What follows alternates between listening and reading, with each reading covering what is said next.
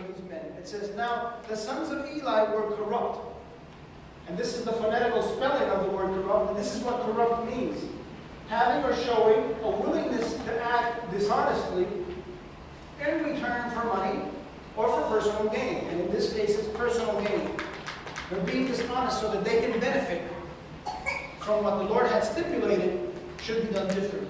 So, in other words, corruption is coming to fruition because their selfishness is dwelling in their heart and taking hold of them. Selfishness is leading to corruption. My desires, what I prefer, before what the Lord wants. And this is dangerous because it's not only in the times of the kings, in the times of Samuel, it's prevalent in our times as well. So we have to cross-examine each other. No, brother, I'll take that back. We have to we have to look at ourselves honestly and humbly before the Lord that He may reveal to us where we are. So I need to check myself. I need to introspectively, on my knees, ask that the Spirit of God reveal to me, what am I doing? Is it for my benefit or is it for the benefit of the church? What does He want? Corrupt. Moses used the same word corrupt that is used here in chapter 2 of the book of 1 Samuel when he refers describing those that urged other people to serve false God. People that were urging others to follow false gods. That's the same word. This is the corruption. They're leading people astray. And so it says, they did not know the Lord. That's what continues in that chapter. It's in verse 12. It says, they did not know the Lord. And so I asked myself, what does that mean, not knowing the Lord? How does one not know the Lord? Remember the health fair last week? We had a health fair on Sabbath morning from 10 to 12. But earlier during the week, we started to set up. And Wednesday night, after prayer meeting, we set up at Tikva. And we started to put some of the stations together and to move some of the things and take them out. And so one of the things that Rudy brought with him was one of these charts so that we can have someone check their eyes, people that came through. And so it was late Wednesday and we were just talking and organizing. And I said, Rudy, I feel that when I'm reading, sometimes I have to move things back because they're too close. It's like, I never had that problem before. What do you think what's causing this? And he said, well, you see, and he started to give me this explanation that I really can't go into details into. Peter, I think you were there, weren't you? Yeah. And then I'm like, okay, what do you mean, Rudy? And so he's telling me, and he can tell that I'm trying to grasp what he's saying. And he says, look, it's an example. This is the best way that I can show you. And this is what he did. He said, imagine a dumbbell, a 20-pound dumbbell.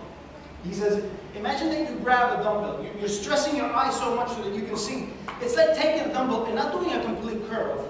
It's like bringing it up to this point and just holding it there. Because I said to Rudy, what can I do to get my eyesight better? Should I be eating carrots? And he laughed and he said, no, not really. Because what happens is that it's like stressing my eyes so that I can see where I just hold the muscle in my eye in the same place constantly. He said, it's like doing a curl but just going halfway and holding it there. You know, I'm not going to be able to hold this much longer, right? And he's saying, carrots won't help that, right? But what's the point as far as this selfishness and this corruptness? Why don't they know the Lord? I'll tell you why. Because He's been looking to lead them to Him, that they may see them, that they may see Him. But they're so stubborn in their ways. And they're saying, no, we're not going that way. We have a better idea, and this is it. And they don't realize that they're wasting their effort, and it doesn't matter how much they try, eventually they're going to collapse. There is no other way except His way. And my stubbornness and my determination is not going to make it any better, any easier, or happen any quicker. There's one way, and that's knowing the way of the Lord. That I may have refreshment in time of need. That I may come to experience His love and His compassion and His rest instead of trying to make it on my own. You follow me? They don't know the Lord because they're stubbornly holding on to what they think is best. And it's hurting them, and it's killing them, and eventually they will be destroyed. This is a preface to chapter 4, where we see not only the destruction of Eli's 2 sons and the death of Eli for failing to parent his children. Now that's a whole topic for another time. I'm not my kid's friend. I'm his parent.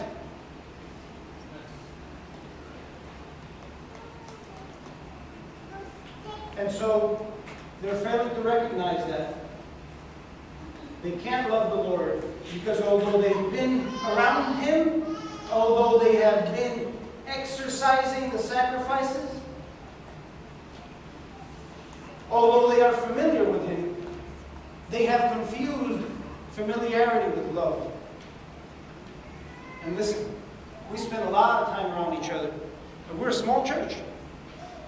And we get a chance to do that, more so than if we were a bigger church. And if you've been to a bigger church, you know that it's nice to be cozy. It's nice to be familiar, and it's nice to have fellowship together.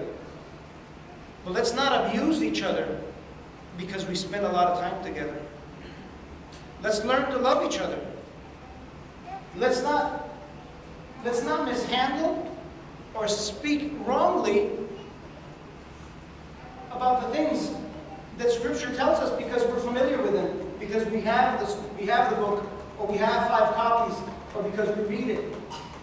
Let's live according to the standard that He has given us, that we may have life. I may fool you, you may fool me, but nobody's fooling the Lord. Nobody's fooling Him. Familiarity is not the same as love.